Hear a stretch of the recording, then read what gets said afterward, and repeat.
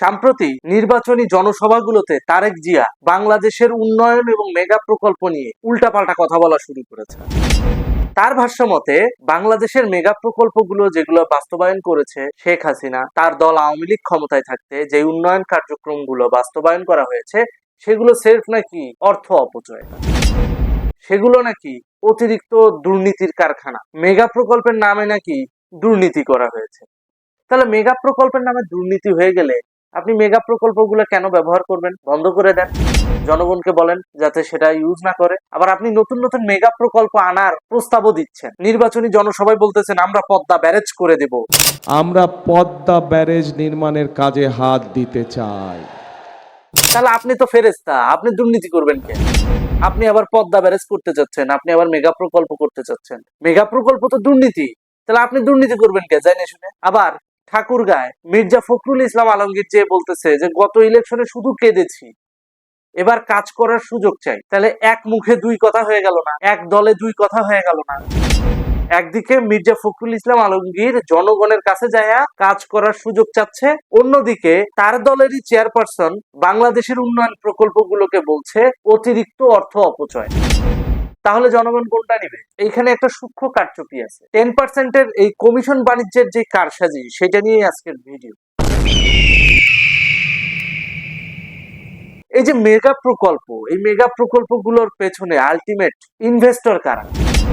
বাংলাদেশে যে সরকারই থাকুক, মেগা প্রকল্পগুলো যে বাস্তবায়ন করা হয় তারা তো ক্রেডিট নেয়, আমার সরকারের আমলে করেছি, আমার সরকারের আমলে করেছি। আসলে এগুলোর পেছনে আলটিমেট ইনভেস্টর কারা? দাতা সংস্থাগুলো, বিশ্ব ব্যাংক, এডিবি, কোন কোন ক্ষেত্রে চীনও বাংলাদেশের অনেক বড় বড় মেগা প্রকল্পের ইনভেস্টর। তাহলে যদি মেগা প্রকল্পগুলো অপচয়ই হয়, যদি মেগা প্রকল্পগুলো অতিরিক্ত ব্যয় বা দুর্নীতির কারখানাই হয়, তাহলে যায় চীনকে ধরেন।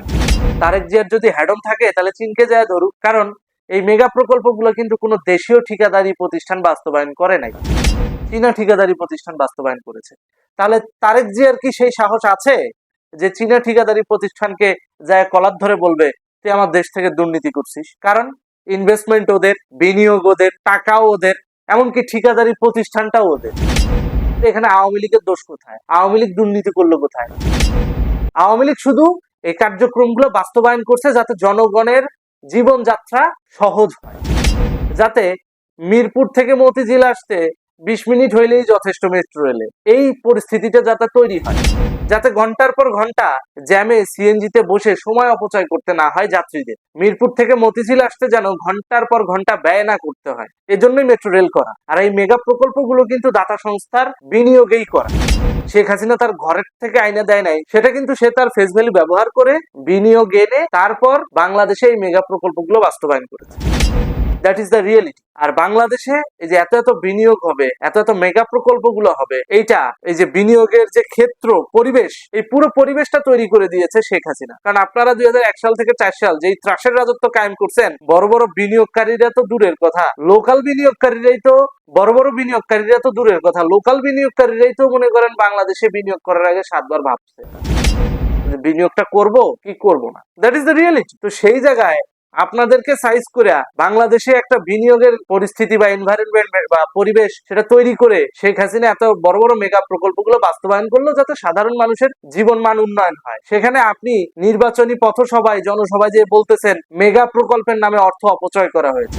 তো যদি অর্থ অপচয় করা হয় তাহলে আপনার পার্টির মহাসচিব মির্জা ফখরুল ইসলাম আলমগীর জুন মাসে যখন চীনের সফরে গেছিল, তখন সেই সফর থেকে ফেরত এসে তিনি কেন বলেছিলেন যে বাংলাদেশে তিস্তা প্রকল্প করতে আগ্রহী চীন এবং বিএনপি ক্ষমতায় আসলে চীনকে সেই তিস্তা প্রকল্প করতে সহযোগিতা করা হবে?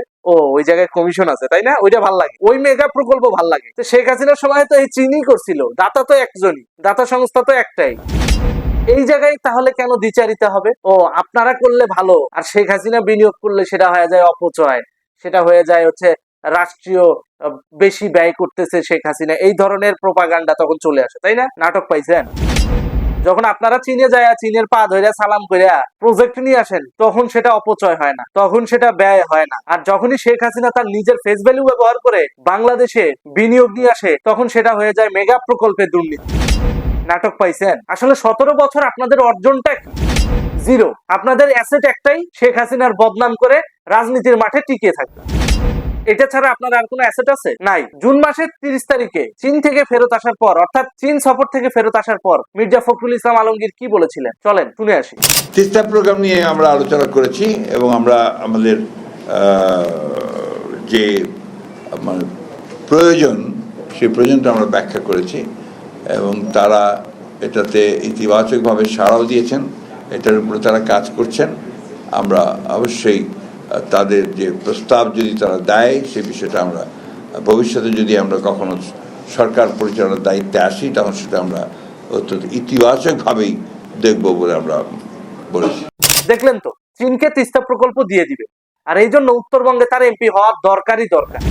আর এই কারণেই তিনি পঞ্চগড়, ঠাকুরগাঁ সহ উত্তরাঞ্চলের পথসভা, জনসভায় গিয়ে ডাইরেক্ট বলে, আগের নির্বাচনে কেঁদেছি, এই নির্বাচনে কাজ করার সুযোগ চাই। তাহলে শেখ হাসিনাও তো কাজ করেই দেশটারে এত দূর নিয়ে আসছে, তাই না? সে তো আর বৈশা ছিল না। তো তার বেলায় অপচয়, তাহলে আপনারা যে কাজ করতে চান তার মানে আপনারাও তো অপচয়ের সুযোগই চাচ্ছেন। তাহলে আপনাদেরকে অপচয়ের সুযোগ দেওয়া হবে কেন? কেন দেওয়া হবে যদি এটা অপচয়ই হয়ে থাকে? আপনাদের যুক্তি ধরেই বলছি।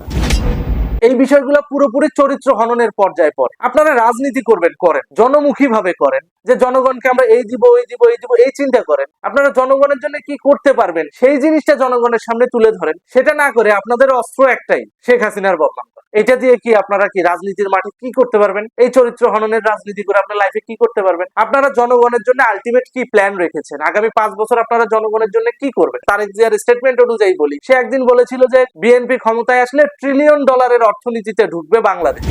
আপনি সেইটা পাবলিকরে বুঝান, সেইটা তুলে ধরেন যে আগামী 5 বছর আমার এই এই এই প্ল্যান আছে বাংলাদেশ নিয়ে, আমি বাংলাদেশের মানুষের উন্নয়নে, ভাগ্য উন্নয়নে এই কাজ করতে চাই।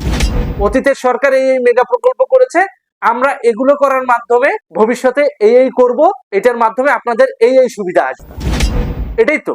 সেটা না করে আপনারা কি করলেন? শেখ হাসিনার বদনাম করতে ব্যস্ত হয়ে পড়লেন। শেখ হাসিনার বদনাম করে কোন রাজনীতি আপনারা বাস্তবায়ন করবেন বলেন তো? আপনারা জনগণের সামনে তুলে ধরেন আগামী 5 বছর বিএনপি ক্ষমতায় আসলে $1 ট্রিলিয়ন অর্থনীতিতে ঢুকাবেন বলছেন আপনারা, আপনাদের তারেক জিয়ারই কথা। তাহলে $1 ট্রিলিয়ন অর্থনীতিতে ঢুকতে গেলে কি কি করতে হবে, কোন কোন পদ্ধতিতে বাস্তবায়ন করবেন এবং কোন কোন মেগা প্রকল্প করবেন, সেই মেগা প্রকল্পগুলোর আলটিমেট বেনিফিট কি, এগুলো নিয়ে রিসার্চ করছেন কখনো? করেন নাই। লন্ডন থেকে লঞ্চ হয়েছে, ডেলিভারি হয়েছে, আপনি ওইভাবে প্রোটোকল নিয়ে জনসভায় নেমে গেলেন। আপনি একবার রিসার্চ করেন, ঘাটাঘাটি করেন। বিগত 17 বছর আওয়ামী লীগ সরকার যা যা করছে, আপনি যদি আওয়ামী লীগের উপরে যাইতে চান তাহলে আপনাকে আওয়ামী লীগের বদনাম করে লাভ নাই, আপনাকে আপনারটা গুছাইতে হবে। অর্থাৎ আপনি কি কি ভালো কাজ করতে পারবেন সেই ভালো কাজের একটা প্ল্যান তৈরি করে সেটা জনগণের সামনে উপস্থাপন করতে হবে। সেটা না করে আপনি শেখ হাসিনা সহ আওয়ামী লীগের চরিত্র হননে ব্যস্ত হয়ে পড়লেন। শুধু আপনি না, বিএনপির যে সালাউদ্দিন থেকে শুরু করে বড় বড় নেতা সবারই একই অবস্থা। এইভাবে কি একটা দেশ চলে বা এইভাবে কি রাজনীতি হয়? বরং এই সমস্ত উস্কানিমূলক কথাবার্তা, চরিত্র হননমূলক কথাবার্তার কারণে কি হবে জানেন?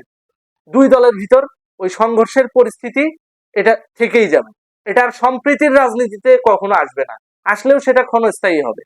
90-তে তো আমরা দেখেছিলাম আওয়ামী লীগ বিএনপি এক হয়েছে, কিন্তু পরবর্তীতে সেটা ক্ষণস্থায়ী টিকছে, পুরোপুরি কিন্তু টেকে নাই। কেন টেকে নাই? কারণ ওই যে আপনাদের বোঝার ভুল, আপনারা বোঝেন না, বুঝতে চান না, এইটাই এখন পাবলিক বোঝেন। আপনাদের মতো নেতার থেকে সাধারণ ভ্যানওয়ালা, রিক্সাওয়ালা পাবলিক অনেক ভালো বোঝে। ধন্যবাদ।